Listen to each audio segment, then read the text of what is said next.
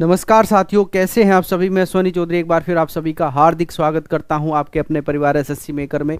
उम्मीद करता हूं कि आप सभी अच्छे होंगे, आपकी पढ़ाई भी अच्छी चल रही होगी। और आज हम डिस्कस करने वाले हैं आपके 30 नवंबर के करंट अफेयर्स और स्टैटिक के कुछ क्वेश्चन जो आपके एग्जाम के पॉइंट ऑफ व्यू से काफ़ी इंपॉर्टेंट होने वाले हैं। और एक चीज़ मैं आपको बता दूं, ये जो क्लास है आपका, ये रिकॉर्डेड क्लास है। किसी कारणवश मुझे बाहर जाना पड़ा, जिसकी वजह से आपको जो आज क्लास मिलेगा यानी कि 30 नवंबर का क्लास आपको रिकॉर्डेड होने वाला है, तो आपको इसको पूरा देखना है। अच्छे क्वेश्चन हैं जो आपके एग्ज़ाम पे काफ़ी रिलेवेंट होंगे, तो एक बार सभी बच्चे इस चीज़ को नोट डाउन ज़रूर करिएगा। अपने जो है नोटबुक आपने बना रखी होगी उसको नोट करना है, चीज़ों को रिवाइज़ करना है जो आपने पहला पढ़ा है, यानी कि पूरे मंथ का भी एक बार आप रिवाइज कीजिएगा। और जल्द ही आपकी बहुत जल्द मैराथन इसका होने वाला है, यानी कि पूरे मंथ का आपका रिवाइज इसमें कराया जाएगा। तो चलिए एक बार स्टार्ट करते हैं आज का सेशन, देखते हैं क्या क्या क्वेश्चंस आपके इंपॉर्टेंट होने वाले हैं। तो पहला क्वेश्चन है, हाल ही में किस राज्य ने महाराष्ट्र स्थित कन्नड़ स्कूल को विशेष अनुदान देने की घोषणा की है? Which state has recently announced to special grant to Kannada school in Maharashtra? ये कहने का मतलब ये है, आप इसको समझेंगे कि जो जिस स्कूल में यानी कि जिस प्रदेश में यानी कि महाराष्ट्र प्रदेश में जो कन्नड़ स्कूल है, जो कन्नड़ भाषा में जो स्कूलिंग होती है, जहाँ पर ऐसे स्कूलों को विशेष जो है अनुदान देगा। कौन देगा? तो ध्यान रखना, ये कर्नाटक इसको विशेष अनुदान देगा। किसको ये देगा? महाराष्ट्र में। महाराष्ट्र में ऐसे स्कूलों को जहाँ पर जो है कन्नड़ की पढ़ाई होती है, कन्नड़ लैंग्वेज में पढ़ाई कराई जाती है, ऐसे स्कूलों को कर्नाटक क्या देगा? विशेष अनुदान देगा। ये आप ध्यान रखेंगे। इसके अलावा महाराष्ट्र के बारे में कुछ चीज़ें आपको ध्यान रखनी है, जैसे महाराष्ट्र के जो मुख्यमंत्री हैं, सीएम हैं एकनाथ शिंदे। कौन है? एकनाथ शिंदे यहाँ के सीएम हैं। आप इस चीज़ को ध्यान रखें।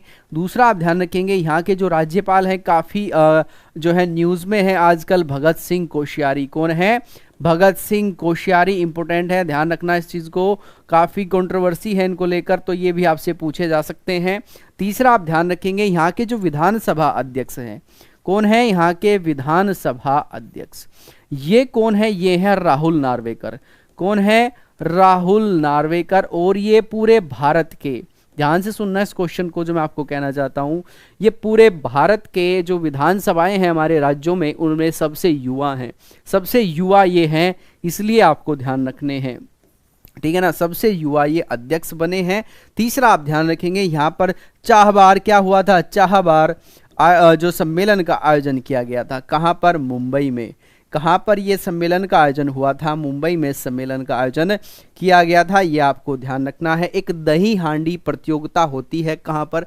एक दही हांडी प्रतियोगिता होती है, ठीक है ना। ये कहाँ पर होती है? ये महाराष्ट्र में होती है। तो महाराष्ट्र सरकार का ये कहना है कि जो दही हांडी है, ध्यान से सुनना इस चीज़ को, दही हांडी को हम क्या देंगे? राज्य खेल का दर्जा देंगे। दही हांडी जो होगी इसको हम राज्य खेल का दर्जा देंगे। ये बात कही गई है महाराष्ट्र सरकार के द्वारा।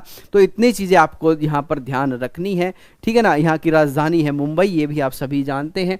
इसके अलावा नेक्स्ट क्वेश्चन है आपका, हाल ही में इसरो ने पृथ्वी अवलोकन उपग्रह ले जाने के लिए PSLV C-54 को कहाँ से लॉन्च किया है? Where ISRO has recently launched PSLV C-54 to carry Earth observation satellite? Sriharikota, wheeler द्वीप, विक्रम साराभाई सेंटर या इनमें से कोई नहीं?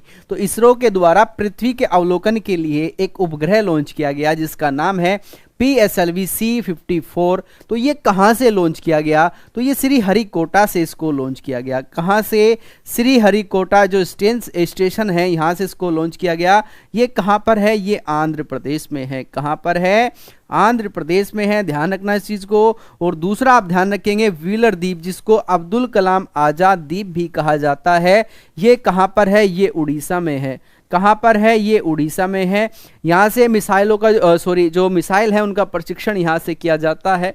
विक्रम साराभाई सेंटर ये कहाँ पर है? ये है आपका कर्नाटक में। कहाँ पर है? कर्नाटक में है, बेंगलुरु में है स्थित। ये आप ध्यान रखेंगे।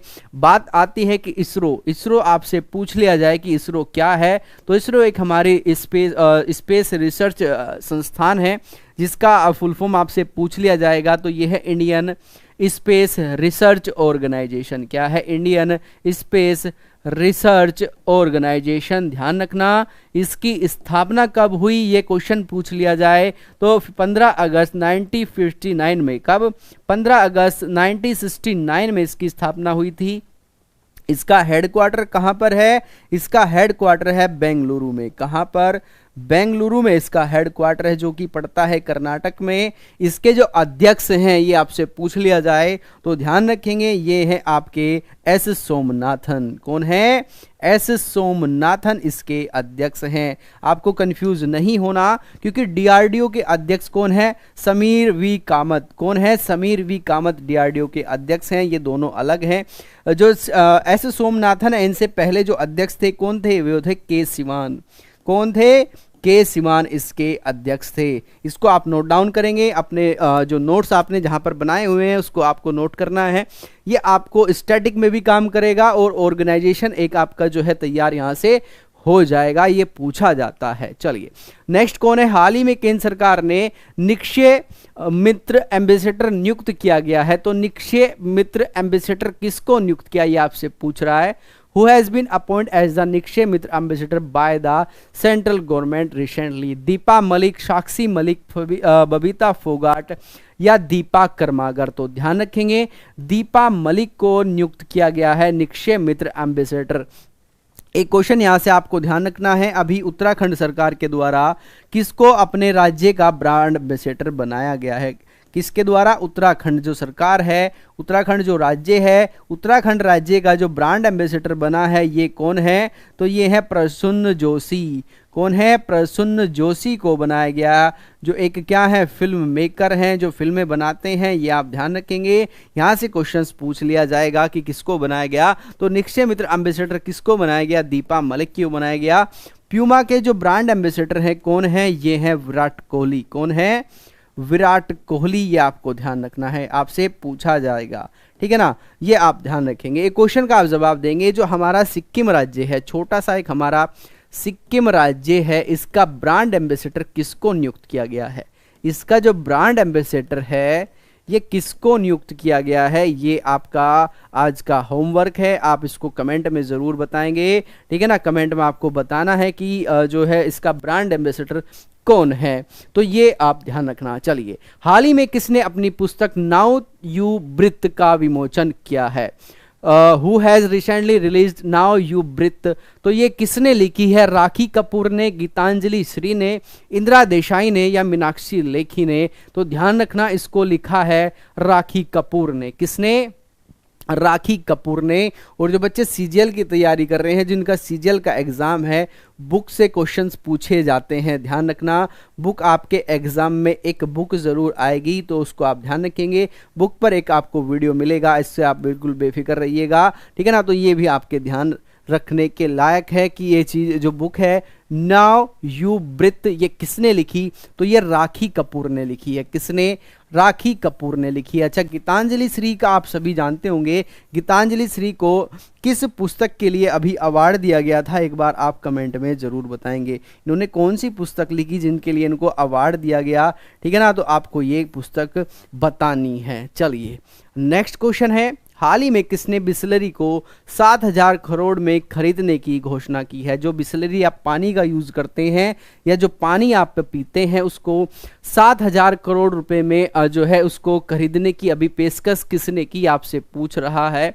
तो ध्यान रखना, जो 7,000 करोड़ में इसको खरीदेगा ये कौन सा ग्रुप है? टाटा ग्रुप है, अडानी ग्रुप है, महिंद्रा ग्रुप है या रिलायंस ग्रुप है? तो ये टाटा ग्रुप ने इसको खरीदने की पेशकश की है, घोषणा की है, अभी प्रक्रियाएं पूरी नहीं हुई, ध्यान रखना इस चीज को। अगर मैं टाटा की बात करूं, जो टाटा है इसकी स्थापना कब हुई थी? तो इसकी स्थापना हुई थी 1867 में। किसने इसकी स्थापना की थी? तो जमशेद जी टाटा ने। किसने? जमशेद जी टाटा के द्वारा इसकी स्थापना की गई थी, आप ध्यान रखेंगे। इसके अलावा आप ध्यान रखेंगे, इसका हेडक्वार्टर आपसे पूछ लिया जाएगा, इसका मुख्यालय कहाँ पर है? तो इसका मुख्यालय है मुंबई में। कहाँ पर? मुंबई में इसका मुख्यालय है। अगर वर्तमान में बात की जाए कि वर्तमान में इसके जो ओनर हैं ये कौन हैं, ओनर आपसे अगर पूछ लिया जाए कि वर्तमान में इसके ओनर आप बताएं तो ये हैं रतन टाटा। कौन है? रतन टाटा। और ध्यान रखेंगे रतन टाटा को अभी महाराष्ट्र सरकार के द्वारा मानद उपाधि से सम्मानित किया गया था। किसके द्वारा? महाराष्ट्र सरकार के द्वारा मानद उपाधि से किसको सम्मानित किया गया? तो ये किया गया था रतन टाटा को। ठीक है ना, ये आप ध्यान रखना इस चीज़ को। ठीक है, तो ये आप ध्यान रखेंगे, काफ़ी इंपॉर्टेंट है इस चीज़ को। जो नहीं भूलेंगे, जो बिसलरी है, बिसलरी को कौन खरीदेगा? तो टाटा ग्रुप खरीदेगा। कितने में? 7,000 करोड़ में इसको खरीदा जाएगा। जैसे अभी आपके ध्यान होगा जो ट्विटर है इसको किसने खरीदा? इसको खरीदा एलन मस्क ने। और कितने पैसों में इसको खरीदा? तो 44 बिलियन डॉलर में। कितने? 44 बिलियन डॉलर में इसको खरीदा है, ये आप ध्यान रखेंगे। ठीक है ना, तो क्वेश्चन पूछ लिया जाएगा कि जो ट्विटर कंपनी है इसको किसने खरीदा है या इसका अधिग्रहण किसने किया है। चलिए नेक्स्ट क्वेश्चन है, हाल ही में भारतीय वायुसेना अभ्यास समन्वय 2022 का आयोजन कहां पर किया गया? ये वायुसेना का अभ्यास है, समन्वय इसको नाम दिया गया है। ये कहां पर इसका आयोजन हुआ है? Where has the Indian air force exercise Samanvay 2022 been organised recently? Auli, Jaisalmer, Agra या झांसी? तो ध्यान रखना इसको आगरा में इसका आयोजन किया गया है। ठीक है ना, ये आपस में समन्वय स्थापित करने के लिए वायुसेना के द्वारा इसका क्या किया गया है? इसको जो है आयोजन किया गया है। आगरा कहाँ पर है? उत्तर प्रदेश में है, आप सभी जानते हैं। आगरा में ही ताजमहल है। ठीक है ना, ताजमहल एक हमारा यूनेस्को हेरिटेज साइट है, ये भी आप सभी जानते हैं। क्या है? यूनेस्को हेरिटेज साइट कहाँ पर है? आगरा में ही है। आगरा को ताज नगरी के नाम से जाना जाता है। क्या कहा जाता है? ताज नगरी के नाम से इसको जाना जाता है। अच्छा, ये ओली न्यूज़ में क्यों था मैं आपको बता दूं। भारत और अमेरिका के बीच में, किसके? भारत और अमेरिका के बीच में जो युद्ध अभ्यास हुआ, जिसका नाम ही युद्ध अभ्यास है, इसका आयोजन कहाँ पर किया गया था? तो ये किया गया था आपके ओली में। ओली कहाँ पर है अगर आप पूछ लिया जाए तो ओली आप ध्यान रखेंगे ये उत्तराखंड में है। कहाँ पर है? उत्तराखंड में है। उत्तराखंड में भी चमोली डिस्ट्रिक्ट पड़ता है। कौन सा? चमोली डिस्ट्रिक्ट में ये ओली पड़ता है, आपको ध्यान रखना है। उत्तराखंड की अगर यहाँ पे बात की जाए तो ओली में इनकी एक राजधानी है गैरसैंण। ठीक है ना, ग्रीष्मकालीन राजधानी अगर उत्तराखंड की पूछ ले तो गैरसैंण है। ये कहाँ पर है? ये है आपकी चमोली डिस्ट्रिक्ट में, जिसे फूलों की घाटी कहा जाता है। क्या कहा जाता है? फूलों की घाटी इसको कहा जाता है। ये ग्रीष्मकालीन राजधानी है। ठीक है ना, और इसको फूलों की घाटी कहते हैं। ये भी आपके एग्जाम में पूछा हुआ क्वेश्चन है, क्वेश्चन पूछे जाते हैं। चलिए, जो समुद्र शक्ति अभी युद्ध अभ्यास किया, ये भारत ने किसके साथ किया? समुद्र शक्ति अभ्यास किया, ये हमने किया है इंडोनेशिया के साथ में। किसके? इंडोनेशिया के साथ में ये हमने अभ्यास किया। तो ये तीनों अभ्यास आपको ध्यान रखने हैं, कहाँ पर हुए, कैसे कैसे हुए, ये एग्जाम में आपसे पूछे जा सकते हैं, ये आपको ध्यान रखना है। चलिए नेक्स्ट क्वेश्चन है आपका, हाल ही में पूर्वोत्तर राज्य के पुलिस महानिर्देशकों का 27वां सम्मेलन कहां पर आयोजित किया गया? अगरतला, दिसपुर, इम्फाल और कोहिमा। यानी कि जो पूर्वोत्तर हमारा क्षेत्र है, जिसे पूर्वोत्तर भारत आप बोलते हैं जी, इसे 7 सिस्टर्स कहा जाता है। क्या कहा जाता है? 7 सिस्टर्स इसको कहा जाता है। ठीक है ना, तो ये जो सम्मेलन हुआ, पुलिस महानिर्देशक जो होंगे, पुलिस के जो डीजी होते हैं, इनका सम्मेलन हुआ पूर्वोत्तर क्षेत्र वाले जो डीजी हैं, ये कहां पर हुआ? अगरतला, दिसपुर, इम्फाल या कोहिमा? तो ये हुआ है आपका अगरतला में। कहां पर? अगरतला में इसका आयोजन किया गया है। दिसपुर किसकी राजधानी है? असम की राजधानी है दिसपुर। हमें पूर्वोत्तर के बारे में चीजें जानकारी हमें होनी चाहिए। इम्फाल किसकी राजधानी है? मणिपुर की राजधानी है। किसकी राजधानी है? मणिपुर की राजधानी है। कोहिमा किसकी राजधानी है? नागालैंड की राजधानी है, ध्यान रखेंगे। और त्रिपुरा राजधानी है, त्रिपुरा की राजधानी क्या है? अगरतला। तो अगर आपसे पूछ लिया जाए कि कि प्रदेश कौन सा है, तो आपका है अगरतला। अगर आपसे पूछ लिया जाए शहर कौन सा है, तो वो है आपका त्रिपुरा। अगर शहर पूछ लिया जाए तो है अगरतला। क्या है? अगरतला। ये दोनों क्वेश्चन आप ध्यान रखेंगे, दोनों ही आपके लिए इंपॉर्टेंट है, ठीक है ना। तो ये पुलिस महानिदेशक जो है ये हुआ। यहाँ से क्वेश्चन आप सब बन सकता है, जब पुलिस की बात आती है तो इंटरनेशनल पुलिस एक्सपो का आयोजन कहाँ पर हुआ? जो इंटरनेशनल पुलिस एक्सपो है इसका आयोजन कहाँ पर हुआ? तो ये हुआ नई दिल्ली में। कहाँ पर? नई दिल्ली में इसका आयोजन किया गया। कहाँ पर? न्यू दिल्ली। दूसरा क्वेश्चन आपसे बनेगा, महिला पुलिस सम्मेलन कहाँ पर हुआ? महिला पुलिस सम्मेलन तो ये हुआ आपका हिमाचल प्रदेश में। कहाँ पर? हिमाचल प्रदेश में। तो पुलिस से रिलेटेड ये क्वेश्चंस आप ध्यान रखेंगे, हिमाचल प्रदेश में। और इस बार जो व्हाइट कॉलर अवार्ड से सम्मानित किया गया, किस प्रदेश की पुलिस को व्हाइट कॉलर अवार्ड से सम्मानित किया गया था? तो तमिलनाडु की पुलिस को। किसको? तमिलनाडु जो राज्य है इसकी पुलिस को व्हाइट कॉलर अवार्ड से सम्मानित किया गया था। ये आप ध्यान रखना, ठीक है ना। व्हाइट कॉलर अवार्ड तो ये दिया गया था किसको? तमिलनाडु की पुलिस को। चलिए नेक्स्ट क्वेश्चन है आपका, हाल ही में किस राज्य की क्रिकेट टीम ने T20 बहादिर प्रतियोगिता जीती है? यानी कि जो बहादिर हैं, जो देख नहीं पाते, उनका एक T20 हुआ, ये राष्ट्रीय का है, यानी कि जो हमारे राज्य हैं उनका ये T20 है। ये आपसे पूछ रहा है ये कहाँ पर हुआ? कर्नाटक में। सॉरी, किसने ये जीता, ये आपसे पूछ रहा है। ये प्रतियोगिता जो है 2022 ये किसने जीती? कर्नाटक ने, मध्य प्रदेश ने, हरियाणा ने या उत्तर प्रदेश ने? तो ध्यान रखेंगे इसको जीता है हरियाणा ने। किसने? हरियाणा ने इसको जीता है, ये आपको ध्यान रखना है, ठीक है ना। T20 बहादिर जो है ये आप ध्यान रखेंगे। और एक ध्यान रखना, इंटरनेशनल T20 बहादिर इसका आयोजन कहाँ पर किया जाएगा? जो इंटरनेशनल T20 बहादिर प्रतियोगिता होगी 2022 में, इसका आयोजन किस देश में किया जाएगा? तो ये किया जाएगा भारत में। ये आपको ध्यान रखना है। और इस बार जो T20 वर्ल्ड कप था, नॉर्मल वाला जो वर्ल्ड कप था, ये कहाँ पर हुआ? ये हुआ ऑस्ट्रेलिया में। कहाँ पर? ऑस्ट्रेलिया में इसका आयोजन किया गया। और ध्यान रखेंगे इसको किसने जीता? इसको जीता किसने? इंग्लैंड ने। किसको हराकर? पाकिस्तान को हराकर। किसको हराया? पाकिस्तान को हराया। दोनों क्वेश्चन ध्यान रखने हैं। एशिया कप भी हम ही देख लेते हैं। एशिया कप कहाँ पर हुआ? UAE में हुआ, यानी कि संयुक्त अरब अमीरात में हुआ। किसने जीता? श्रीलंका ने जीता। किसको हराया? ये हराया पाकिस्तान को। तो यहाँ पर भी कौन हारा? पाकिस्तान ही हारा है। दोनों ध्यान रखना। तो UAE ये फीमेल वाला है, ध्यान रखेंगे इसको। सॉरी, मेल वाला, ठीक है ना। मेल 2022। अगर फीमेल आपसे पूछ लिया जाए कि जो महिला क्रिकेट है ये T20 कहाँ पर, एशिया कप कहाँ पर हुआ? सॉरी, एशिया कप T20 महिला वाला जो कहाँ पर हुआ? ये हुआ आपका बांग्लादेश में। किसमें? बांग्लादेश में। कौन जीता? भारत। किसको हराकर? श्रीलंका को हरा। किसको हराया? श्रीलंका को हराया। दोनों क्वेश्चन ध्यान रखेंगे, एक में पाकिस्तान हारा, एक में श्रीलंका हारा। दूसरे में ऑस्ट्रेलिया जीता, सॉरी इंग्लैंड जीता है T20 वर्ल्ड कप जो ऑस्ट्रेलिया में आयोजित था। एशिया कप कौन जीता? श्रीलंका जीता पाकिस्तान को हराकर, जो UAE में आयोजित था। और आपका एशिया कप 2022 महिला कौन जीता? ये जीता भारत। किसको हराकर? श्रीलंका को हराकर। कहाँ पर आयोजित था? बांग्लादेश में इसका आयोजन किया गया था। चलिए नेक्स्ट क्वेश्चन है आपका, हाल ही में सरस आजीविका मेला 2022 का जो उद्घाटन हुआ ये कहाँ पर हुआ? नई दिल्ली में, अजमेर में, फरीदाबाद में या पणजी में? वेयर वाज द सारस आजीविका मेला 2022 इनोग्रेटेड रिसेंटली? तो ये हुआ है आपके नई दिल्ली में। कहाँ पर?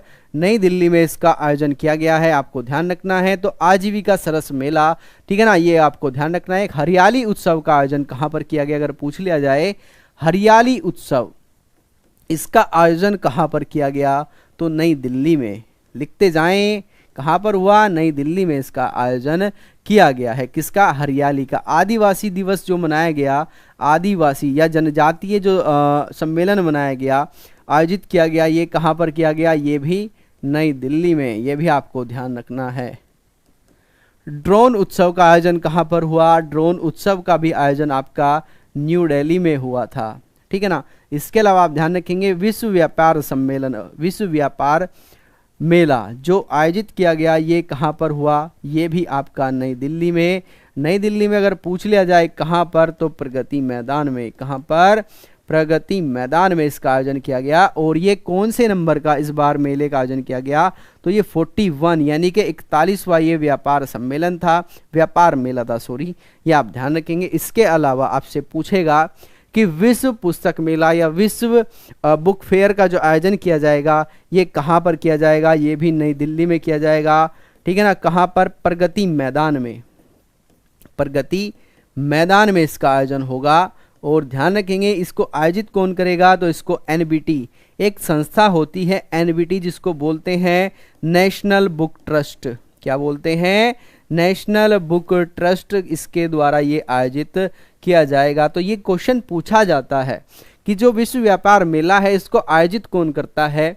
आपको 4 ऑप्शन उसमें मिलेंगे, आपसे शिक्षा मंत्रालय उसमें दे देगा या आयोग आपसे दे देगा। तो आपको ध्यान रखना है इसको एनबीटी आयोजित करती है। कौन करती है, एनबीटी उसको आयोजित करती है। चलिए नेक्स्ट क्वेश्चन है, हाल ही में निम्न में से कौन सा देश भारत को उर्वरक आपूर्ति करने वाला शीर्ष देश बन गया है। Which of the following country has recently become the top supplier of fertiliser to India. Fertiliser आप सभी जानते हैं जो खेतों में उर्वरक का यूज किया जाता है, जैसे आपका यूरिया है, डीएपी है, पोटास है, पोटेशियम है, सल्फर डाइऑक्साइड है, इस तरह की चीज़ें जो यूज की जाती हैं, सल्फर है, तो ये जो यूज की जाती हैं इस तरह की जो फर्टिलाइज़र है ये आपूर्ति करने का मतलब होता है कि भारत की जो है कमी को दूर इसने किया है जो फर्टिलाइजर के क्षेत्र में है। या आप इनडायरेक्टली इसको बोल सकते हैं कि भारत सबसे ज़्यादा जो उर्वरक खरीद रहा है ये किस देश से खरीद रहा है, तो रशिया से हमने सबसे ज़्यादा फर्टिलाइजर खरीदा है। या आपूर्तिकर्ता जो हमारा देश है ये है रशिया। कौन है, रशिया। रशिया की अगर बात की जाए तो यहाँ की राजधानी है मॉस्को। क्या है, मॉस्को। यहाँ के प्रधानमंत्री हैं व्लादिमीर पुतिन। कौन है, व्लादिमीर पुतिन यहाँ के प्रधानमंत्री हैं। यहाँ के राष्ट्रपति। प्रधानमंत्री अगर आपसे पूछ लिया जाए, काफ़ी बच्चे नहीं जानते होंगे कि रशिया के प्रधानमंत्री कौन है, तो ये है मिखाइल मिस्तुतिन। कौन है, मिखाइल मिस्तुतिन, मिस्तुतिन, ठीक है ना। राष्ट्रपति आप सभी जानते हैं लेकिन इसके जो प्रधानमंत्री हैं ये काफ़ी कम बच्चे जानते होंगे, तो इनका नाम है मिखाइल मिस्तुतिन। तीसरा आप ध्यान रखेंगे यहाँ से क्वेश्चन जो बनेगा वो बनेगा क्या, आपसे पूछेगा एक बार, ठीक है, जो S-14 मिसाइल सिस्टम है, कौन सा, S-14 मिसाइल सिस्टम भारत किस देश से इसको ग्रहण करेगा, तो ये भारत रशिया से लेगा। ब्रह्मोस जो मिसाइल है ये किन 2 देशों का जो है संयुक्त वेंचर है, या किन 2 देशों ने मिलकर इसको बनाया है, तो भारत और रूस ने इसको मिलकर बनाया है। आप ध्यान रखेंगे किस देश की संसद में रूस को आतंकवाद प्रयोजक राष्ट्र के रूप में घोषित किया गया है, या उनका कहना है कि रशिया आतंकवाद को बढ़ावा देता है, तो किस देश की संसद में ये प्रस्ताव पारित किया गया, तो ये ब्रिटेन की संसद में। ब्रिटेन ने ये कहा कि जो रशिया है, रशिया क्या करता है, रशिया आतंकवाद को बढ़ावा देता है। किसको, आतंकवाद प्रयोजक देश इसको कहा है, ठीक है ना, ये ध्यान रखना इंपॉर्टेंट है। चलिए नेक्स्ट क्वेश्चन है आपका, हाल ही में वायुसेना के एयरफेस्ट 2022 का आयोजन कहां पर हुआ, पुणे में, चंडीगढ़ में, नागपुर में या नई दिल्ली में। तो ध्यान रखना ये जो आपका एयरफेस्ट 2022 हुआ ये कहां पर हुआ, ये नई दिल्ली में हुआ। एक होता है एयर शो जो इसके स्थापना दिवस पर यानी कि 8 सितंबर में जो मनाया जाता है, जब इसका स्थापना दिवस हुआ तो 8 दिसंबर 1932 को इसकी स्थापना की गई थी हमारी वायुसेना की, तो उसके उपलक्ष्य में एक एयर शो किया जाता है। ये कहाँ पर किया जाता है, मोस्टली जो ये शो होता था ये होता था आपका बेंगलुरु में। कहाँ पर, बेंगलुरु में इसका आयोजन किया जाता था, लेकिन इस बार इसका जो आयोजन किया गया ये किया गया चंडीगढ़ में। कहाँ पर, चंडीगढ़ में इसका आयोजन किया गया। चंडीगढ़ क्यों फेमस है, रॉक गार्डन के बारे में आपने सुना होगा, किसके, रॉक गार्डन के बारे में आपने सुना होगा, और सुकना झील के बारे में आपने सुना होगा कि सुकना झील कहाँ पर है, तो ये भी आपकी चंडीगढ़ में ही स्थित है।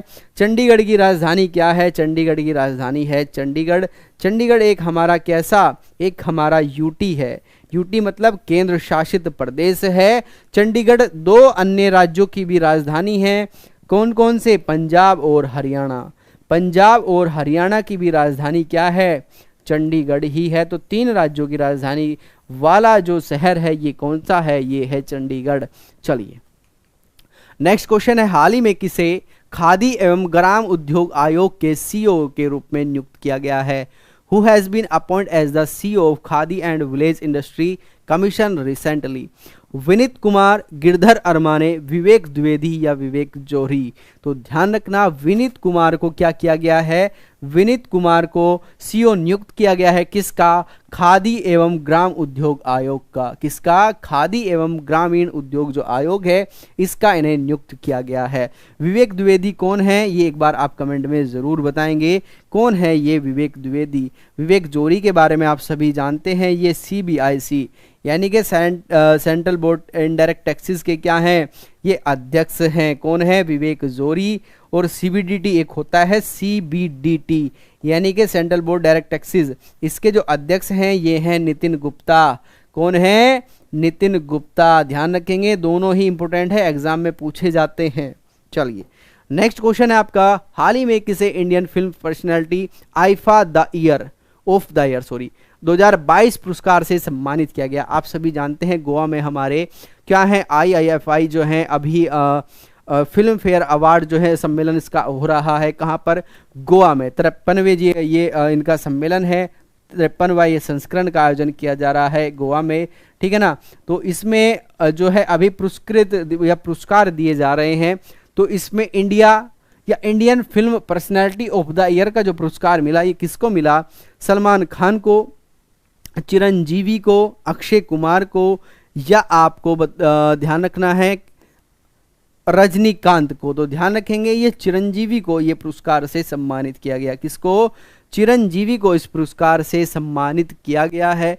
गोवा में इस संस्करण का आयोजन किया जा रहा है। इसके बारे में अभी चीज़ें हमें करनी है, यानी कि एक वीडियो आपको यहाँ पर पूरा मिलने वाला है किससे रिलेटेड, जो गोवा में ये फिल्म फेस्टिवल का आयोजन किया जा रहा है, तो इसको आप ध्यान रखिएगा। चलिए नेक्स्ट क्वेश्चन है आपका, हाल ही में किस देश ने वोट की उम्र 16 साल करने का फैसला लिया है? Which country has recently decide to raise the voting age to 16 year? यानी कि जहाँ पर वोट देने का जो अधिकार होगा, वोट देने की जो एज होगी वो कितनी होगी? 16 साल होगी। तो ये किसने किया? ये न्यूजीलैंड ने किया। किसने? न्यूजीलैंड ने ये निर्णय लिया है कि हमारे यहाँ जो 16 साल उम्र पूरी कर लेगा उसको वोट का राइट्स मिल जाएगा, वोट्स वो डाल देगा। ये आप ध्यान रखेंगे। जबकि अगर भारत की बात की जाए, इंडिया की बात की जाए, तो ये कितना था? ये 18 है, लेकिन ये कभी 21 साल हुआ करता था, लेकिन इसको कितना कर दिया गया? 18 साल कर दिया गया। किस संविधान संशोधन के द्वारा? 61वें संविधान संशोधन के द्वारा इसको 1989 में इसको घटाकर 21 से 18 साल किया गया था। कितना? पहले 21 साल हुआ करता था, अब 18 साल इसको कर दिया गया है। तो ये आप ध्यान रखेंगे। न्यूजीलैंड की राजधानी है वेलिंगटन। क्या है? वेलिंगटन। ये आपको ध्यान रखना है। चलिए काफी इंपॉर्टेंट है। चलिए, हाल ही में केंद्र सरकार के द्वारा आदिवासी बच्चों को तीरंदाजी को बढ़ावा देने के लिए कितने तीरंदाजी अकादमी खोलने की घोषणा की है? Recently, central government has announced to be open how many archery academies for tribal children to promote archery? 50, 75, 100 या 125? तो ध्यान रखना, हमारा जो केंद्र सरकार है, तीरंदाजी का मतलब होता है आर्चरी, यानी कि जो निशाना लगाते हैं तीर के माध्यम से। जैसे एक आपने काफ़ी प्रसिद्ध एक तीरंदाज हमारी खिलाड़ी हैं दीपिका, ठीक है, दीपिका का नाम आपने जरूर सुना होगा। तो वो काफ़ी फेमस हैं, झारखंड से भी बिलोंग करती हैं, झारखंड या शायद छत्तीसगढ़ से, एक बार उसको चेक करेंगे आप, ठीक है ना। तो ये काफ़ी फेमस हैं, ठीक है। तो इन जो भारत में एकेडमी खोली जाएंगी, 100 अकादमी खोलने की घोषणा की गई है। किसके द्वारा? हमारे केंद्र सरकार के द्वारा। ध्यान रखना इस चीज़ को, काफ़ी इंपॉर्टेंट है, ठीक है ना। तो 100 अकादमी खोलने की जो घोषणा की है, किसके लिए? आदिवासी बच्चों के लिए। जो आदिवासी बच्चे हैं उनके लिए ये घोषणा की गई है हमारी सेंट्रल गवर्नमेंट के द्वारा या केंद्र सरकार के द्वारा। तो ये थे आज के हमारे करंट अफेयर्स यानी कि 30 नवंबर के करंट अफेयर्स के क्वेश्चंस। आपको क्वेश्चंस जो है कैसे लगे एक बार आप ज़रूर बताएंगे। कुछ क्वेश्चंस जो आपकी समझ में नहीं आए उसको आप जो है कमेंट में लिख सकते हैं, कमेंट बॉक्स में आप बता सकते हैं। आप क्वेश्चंस को नोट ज़रूर कीजिएगा क्योंकि काफ़ी इंपॉर्टेंट चीज़ें हैं, काफ़ी इंपॉर्टेंट क्वेश्चन है। जब तक आप नोट नहीं करेंगे चीज़ें समझ नहीं आएगी, बेहतर नहीं होगी। और एक बार सभी बच्चे जो है सेशन को आप ज़्यादा से ज़्यादा लाइक करेंगे, ज़्यादा से ज़्यादा आप सेशन को शेयर करेंगे, जिससे जो है सेशन की पहुंच उन बच्चों तक पहुंच जाए जिसकी इनको ज़रूरत है। और एसएससी जीडी वाले बच्चे ज़रूर ध्यान दें। एसएससी जीडी की आपकी जो वैकेंसी है एक 45,000 प्लस हो चुकी है। 10 जनवरी से आपका जो है क्या है एग्ज़ाम डेट आ चुका है। तो जो बच्चे अभी थोड़ा सा जो है लेजी दिखा रहे थे, लेजीपना इसमें, वो थोड़ा सतर्क हो जाएं और हिम्मत से इसमें लग जाएं। आपका टारगेट होना चाहिए कि इस बार इसको क्लियर करना ही है और एसएससी टीम आपको इसमें पूरा सहयोग करेगी। जिस प्रकार की भी आपको हेल्प चाहिए एसएससी की जो पूरी टीम है आपके साथ लगी हुई है। चलिए कुछ स्टैटिक के क्वेश्चन हैं जो आपको ध्यान रखने हैं। स्टैटिक के आपको 10 क्वेश्चन यहाँ पर मिलेंगे और आपको बताना है कि आपने इसमें कितने अटेम्प्ट किए, कितने आपने इसमें सही किए, कितने आपने इसमें जो है स्कोर आप इसमें गेन कर पाए। पहला क्वेश्चन है द्वीपों का समूह लक्षद्वीप ये किससे बना है? प्रवाल भित्ति का है, मृदा निक्षेपण का है, ज्वालामुखी उत्पत्ति का है या उपयुक्त सभी। जो आपका लक्षद्वीप है ये किससे बना हुआ है? प्रवाल भित्ति से या प्रवाल उत्पत्ति जो होती है, ठीक है ना। या मृदा निक्षेपण का मतलब होता है मिट्टी का कटाव, निक्षेपण का मतलब होता है मिट्टी का कटना। तो किसके कारण से ये हुआ है? तो ध्यान रखेंगे ये प्रवाल भित्ति यानी कि कोरल ओरिजिन से हुआ है। किससे?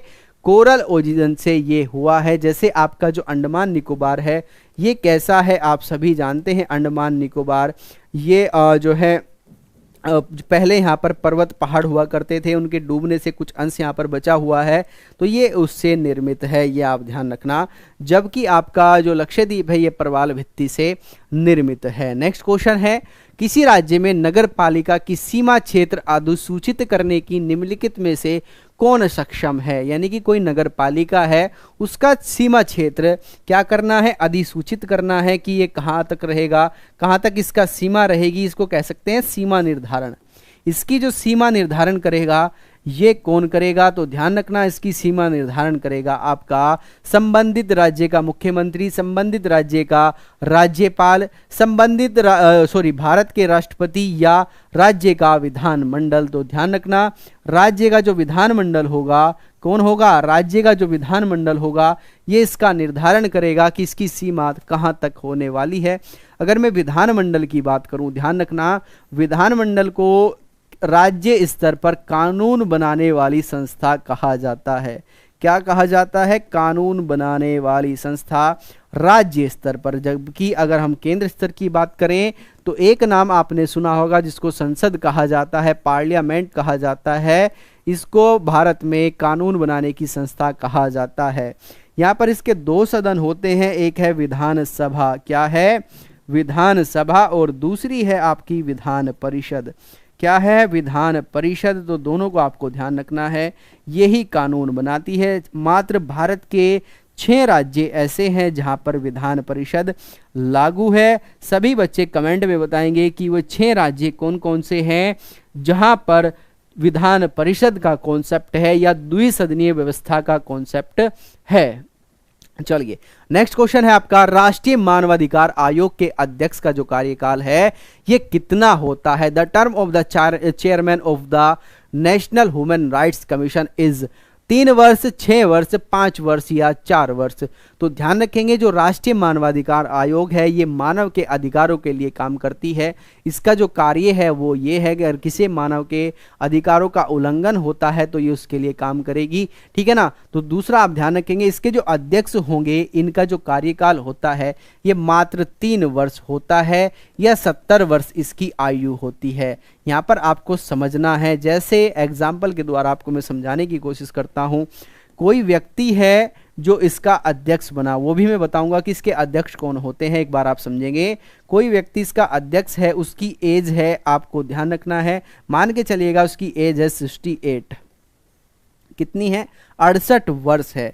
आप सभी जानते हैं कि इसका जो कार्यकाल है 3 साल का होता है, ठीक है ना, लेकिन 70 वर्ष भी दिया गया है, ठीक है।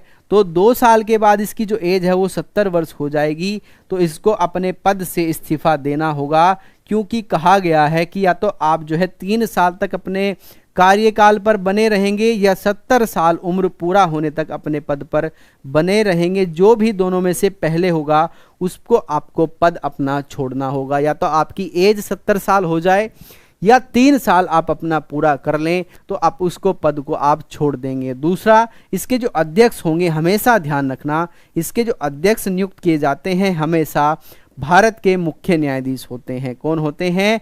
भारत के मुख्य न्यायाधीश, और वो भी कैसे? सेवानिवृत्त मुख्य न्यायाधीश। इस जो है इसे आप नोट करेंगे, काफ़ी इंपॉर्टेंट पॉइंट है। क्या? भारत के मुख्य न्यायाधीश, वो भी कैसे होंगे? सेवानिवृत्त न्यायाधीश। इसको आप नोट कीजिएगा। क्वेश्चन बनता है कि जो अध्यक्ष होंगे ये जो है कहाँ से नियुक्त किए जाएंगे?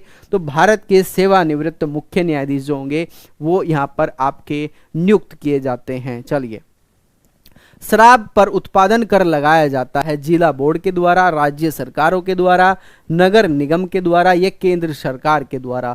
जो आपको अल्कोहल है इस पर जो कर लगाता है ये कौन लगाता है, ये आपसे पूछ रहा है। तो ध्यान रखना, इसको लगाती है राज्य सरकारें, यानी कि कौन लगाएगा टैक्स? राज्य सरकार इस पर टैक्स लगाती है। काफ़ी इंपॉर्टेंट है, ध्यान रखना। कभी कभी पूछ लेता है कि जो शराब कर है ये कैसा कर है, राज्यों का है, केंद्र का है या समवर्ती सूची का विषय है, किस प्रकार का विषय आपसे पूछ लेगा, तो ये आपको ध्यान रखना है। जैसे स्वास्थ्य है, स्वास्थ्य आपका राज्यों का विषय है, कैसा है? राज्यों का विषय है। ये भी आपसे पूछा जा सकता है कि स्वास्थ्य जो है ये किस श्रेणी में आएगा। शिक्षा जो है ये राज्यों का विषय है, ये भी आप ध्यान रखेंगे। चलिए, नेक्स्ट क्वेश्चन है आपका, फ्रंटियर गांधी का असली नाम क्या था? या आप बोल सकते हैं कि फ्रंटियर गांधी किसको कहा जाता था? पुरुषोत्तम दास टंडन, मौलाना अब्दुल कलाम आज़ाद, अब्दुल गफ्फार खान या Netaji Subhash Chandra Bose. The real name of the frontier Gandhi, Purushottam Das Tandon, Maulana Abul Kalam Azad या अब्दुल गफ्फार खान, नेताजी सुभाष चंद्र बोस। तो ध्यान रखेंगे, अब्दुल गफ्फार खान को फ्रंटियर गांधी कहा जाता था। क्या कहा जाता था? फ्रंटियर गांधी इनको बोला जाता था। इंपॉर्टेंट है, ध्यान रखना। चलिए, नेक्स्ट क्वेश्चन है, निम्नलिखित में से किस एक को नागरिक के मौलिक अधिकारों का रक्षक तथा भारत के संविधान का अभिभावक माना जाता है? महान्यायवादी, संसद, उच्चतम न्यायालय या राष्ट्रपति? Which one the following is recognized as the fundamental rights to citizen who is considered the protector and guardian of the Constitution of India? महान्यायवादी, संसद, उच्चतम न्यायालय या राष्ट्रपति? तो ध्यान रखेंगे, हमारे जो फंडामेंटल राइट्स हैं, क्या हैं? हमारे जो फंडामेंटल राइट्स हैं इनका जो संरक्षक है ये किसको कहा जाता है? ये कहा जाता है उच्चतम न्यायालय को। किसको? उच्चतम न्यायालय को कहा जाता है। इसको अभिभावक कहा जाता है। क्यों कहा जाता है?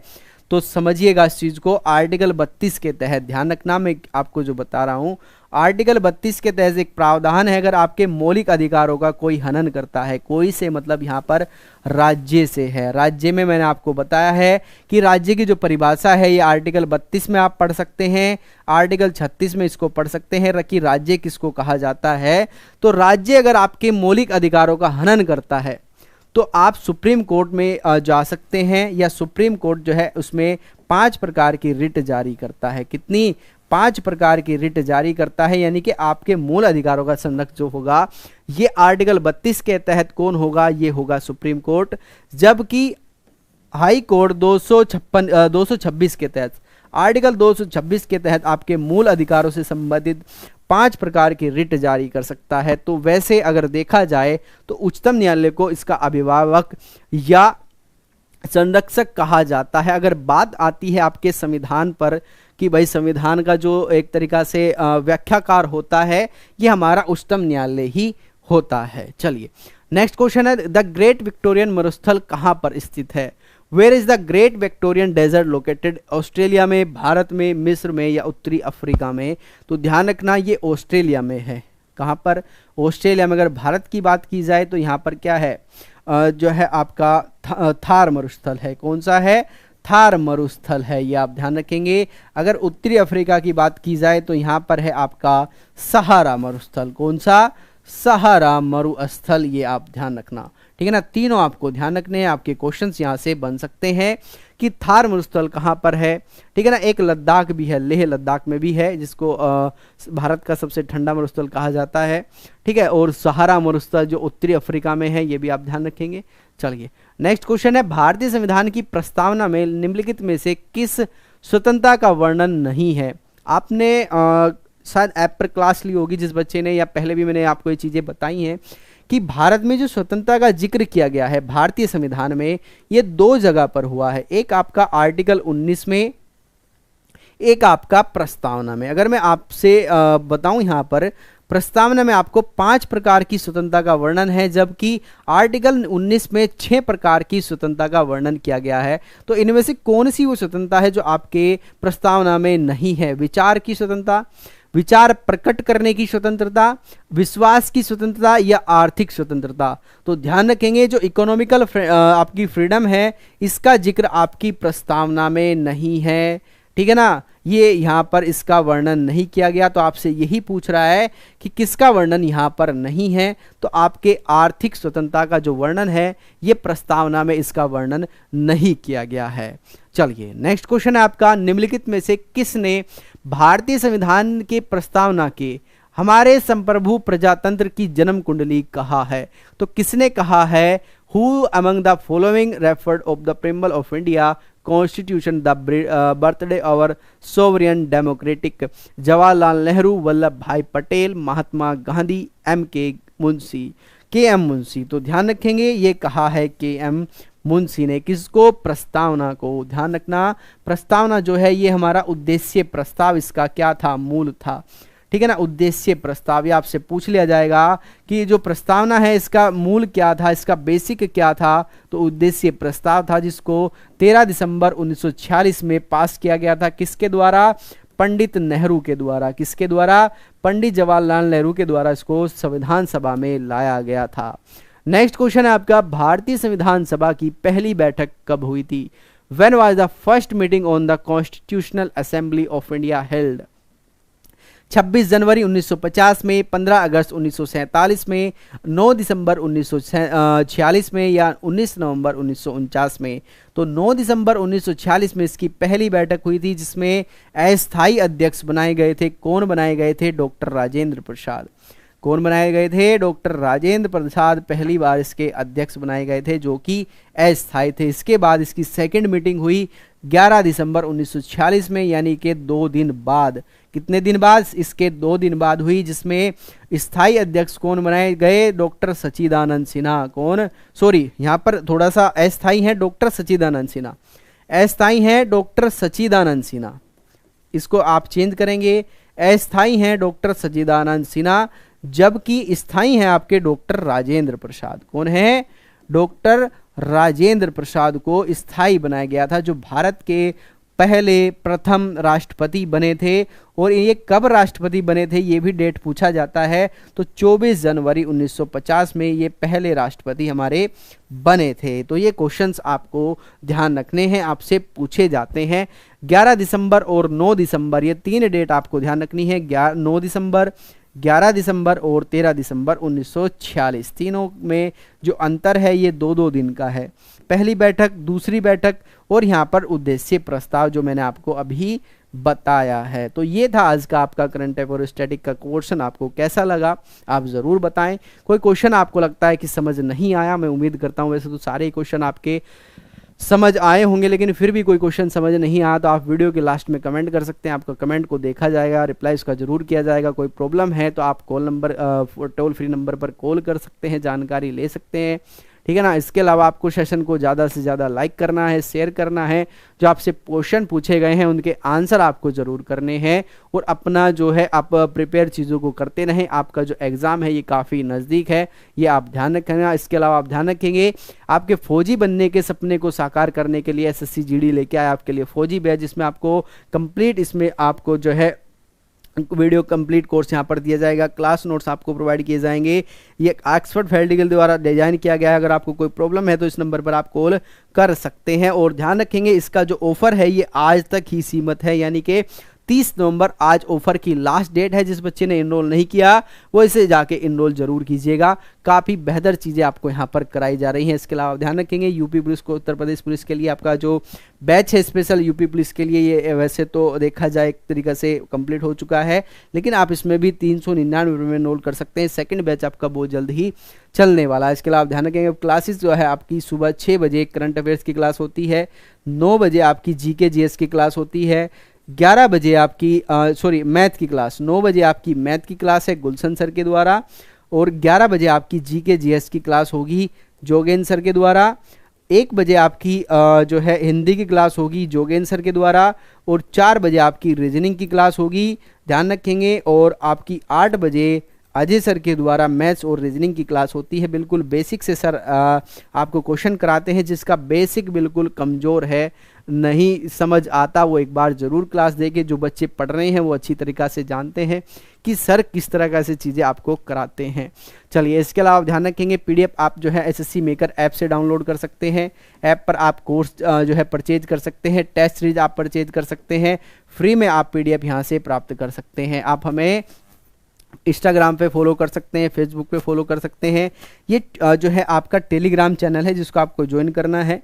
यहाँ से आपको क्लास का नोटिफिकेशन मिलेगा, ठीक है ना, पीडीएफ आपको मिलेगी, एक्स्ट्रा जो भी हम यहाँ पर कराते हैं वो भी आपको यहाँ पर मिल जाएगा, ये भी आप ध्यान रखेंगे। इसके अलावा जो आपका यूट्यूब चैनल है इसको आपको सब्सक्राइब करना है, बेल आइकन का बटन दबाना है, जिससे क्लास का नोटिफिकेशन आप तक पहुंचता रहे। तो ये था आज का आपका क्लास, आपको कैसा लगा आप ज़रूर बताएं। ज़्यादा से ज़्यादा आपको लाइक करना है, शेयर करना है। मिलते हैं कल नेक्स्ट क्लास में, तब तक के लिए नमस्कार, जय हिंद, जय भारत।